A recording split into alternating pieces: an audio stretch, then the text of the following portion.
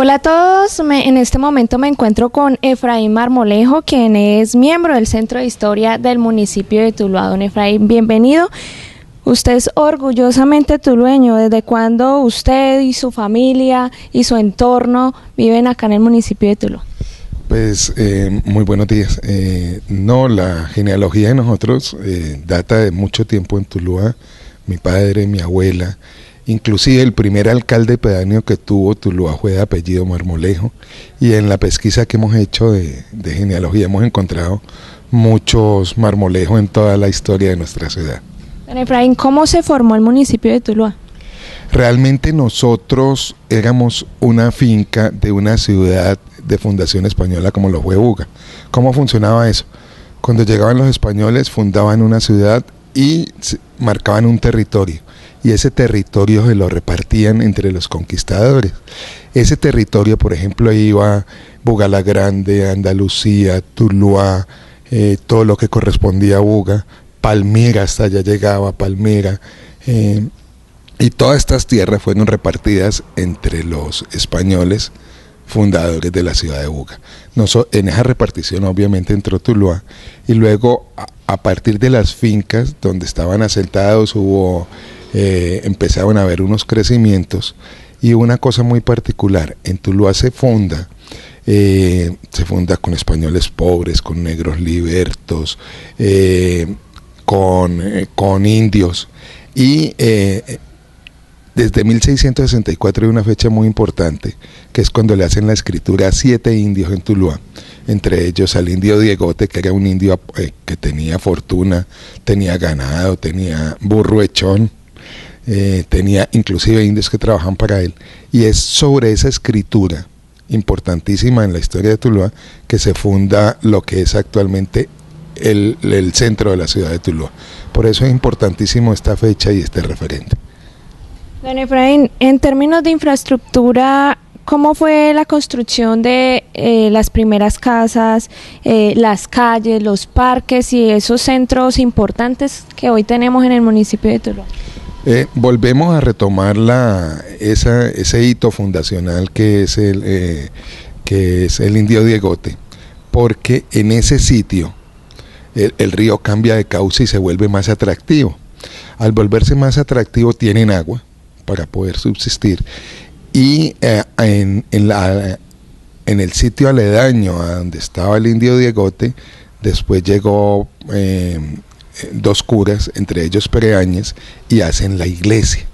Al hacer la iglesia se empieza a hacer alrededor de estas 2 propiedades, empiezan a hacerse lo que son todas las casas que conformarían luego Tuluá. Si ustedes lo ven, el ordenamiento que tiene Tuluá en sus inicios es muy ordenado, porque se hizo con base en la cuadrícula española.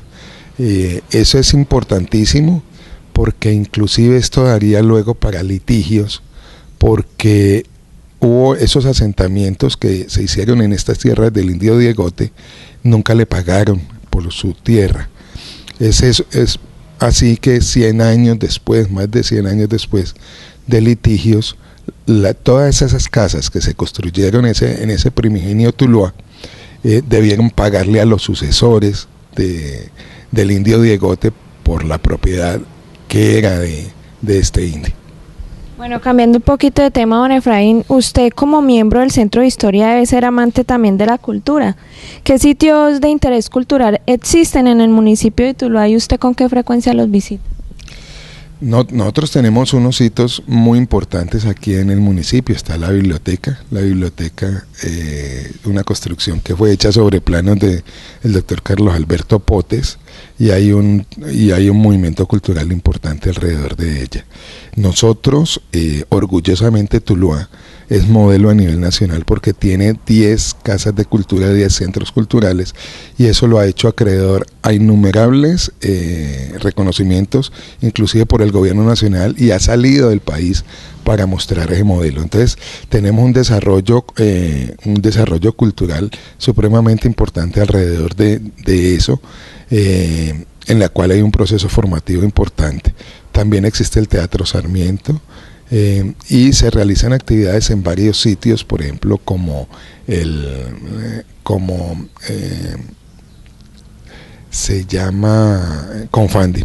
Lo de Confandi tiene una gran cantidad de actividad cultural, y uno dice que en Tuluá no hay cultura. Lo que pasa es que lo que no hay es difusión, y nosotros tenemos unos eventos supremamente importantes, como lo son el Festival de Estudiantinas, el Encuentro de Estudiantinas, que es un encuentro nacional y permitió recuperar este modelo, el Festival Santa Cecilia, que organizan los cedeños, que es uno de los más antiguos del Valle, el Festival de la Palabra, que se hace en La Uceba, que es supremamente un referente cultural importantísimo, la revista cultural Luna Nueva, que es de las pocas revistas que se editan de poesía en Colombia. Entonces nosotros realmente tenemos un movimiento cultural que es importante.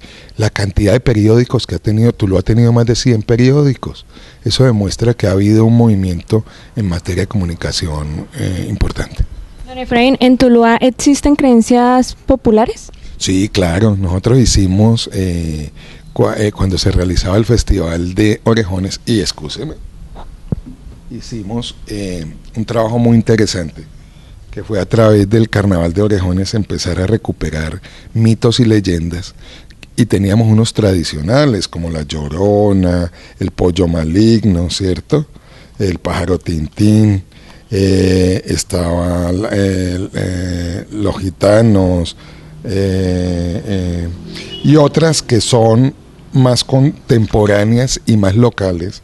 Por ejemplo, que en el Picacho estaba el tesoro de María Luisa de la Espada, y que había en el Picacho había un túnel que daba del Picacho y iba a dar al Tolima. Es una cosa loca, pero ese era el mito, ¿cierto? Está unas cosas más contemporáneas, por ejemplo, como la monja y el taxista, que se volvió hace unos 10, 15 años. La monja que se montó en un taxi y fue a una de las funerarias de aquí, le dijo al taxista que lo esperara para pagarle la carrera, del taxista, en vista que no llegaba, fue a ver y la monja estaba en el ataúd. Eso tuvo resonancia nacional. Lo mismo que el diablo que estaba bailando en una discoteca. Esos somos más contemporáneos, pero también alcanzamos a recuperar historias y leyendas antiguas. La mula del Parque Boyacá que caminaba hacia atrás cuando eso era en tierra. Teníamos lo del puente de las brujas, que había brujas pasando el puente, este puente, tan así que ese puente recibió ese nombre. Había un árbol que lloraba en la Iberia, las ánimas del purgatorio que salían del Parque San Bartolomé, de la iglesia de San Bartolomé al lago Chilicote.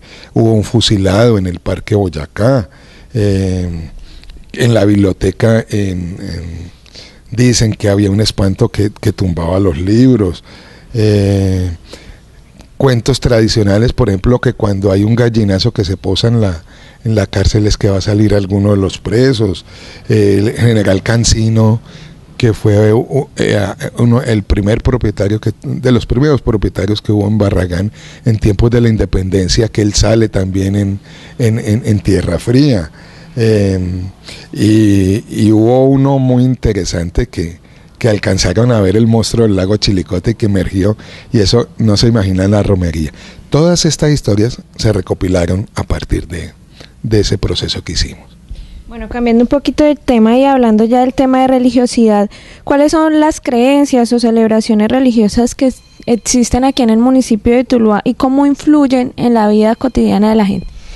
Bueno, en Tuluá pues hay un movimiento mariano muy fuerte, tan así que nosotros, la Virgen de Chiquinquirá era la primera patrona que tuvo Tuluá. Entonces desde el inicio en San Bartolomé usted entra y ve un gran óleo que hay allá, pero posteriormente con el ingreso de la comunidad salesiana en Tuluá, se forma una creencia popular alrededor de la imagen de María Auxiliadora, y es tan fuerte que después el Consejo Municipal la nombra como la patrona de la ciudad. Entonces, y vos ves que en el mes de mayo, y es una cosa interesantísima, se hacen todos los días de madrugada, se hacen unas peregrinaciones en honor a María Auxiliadora, y el 24 de mayo se hace un gran desfile en honor a María. Eso tiene una connotación mariana muy importante en la ciudad. La otra cosa importante que tenemos es lo de los franciscanos, que todas las mascotas son bendecidas con San Francisco, que era el amigo de los animales, y tal vez la historia regional es la del Santo Aparecido en Tres Esquinas, de un plático en la que va apareciendo la figura de un Cristo, y eso ha tenido una connotación importante en materia religiosa. Del tema socioeconómico, ¿usted sabe cuál es el estrato socioeconómico de aquí del municipio de Tuluá? Mira, Tuluá tiene una connotación comercial muy importante.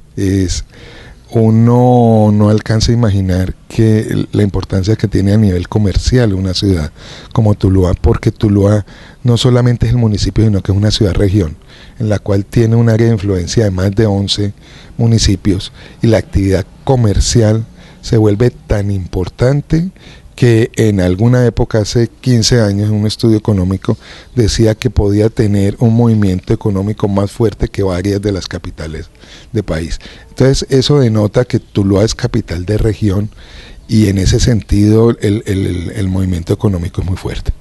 ¿Cómo concibe usted la educación en el municipio de Tuluá? Fíjate que Tuluá tiene dos estructuras, la estructura que tienen en todos los municipios de Colombia, y es que hay educación pública y educación privada. En la educación pública ha tenido un desarrollo importante porque ya está municipalizada la educación, y entonces le ingresan directamente de la nación los aportes que tiene derecho el municipio de acuerdo a la cantidad de estudiantes. Eso ha permitido un desarrollo interesante, y se han hecho unas infraestructuras, por ejemplo el Gimnasio del Pacífico, el Colegio de Occidente, y se están haciendo actualmente unas inversiones muy grandes a través de la actual administración, porque se hicieron unos convenios para un desarrollo en educación pública. Y en colegios privados pues están los tradicionales, que siempre han estado bien posicionados.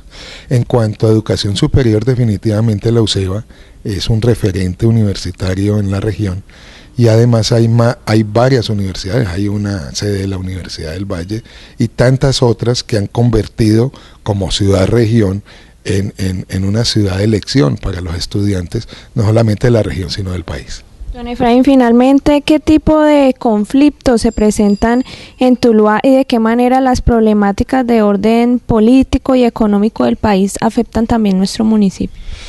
Pues Tuluá desde hace mucho tiempo, desde la conquista aquí, por ejemplo, empezando desde los inicios de Tuluá, unas confrontaciones entre españoles y pijaos son tan supremamente complicadas que casi que exterminaron con los pijaos, que eran los indios que eran de aquí, de la zona, porque los pijaos no se dejaron rendir, no se rindieron ante los españoles.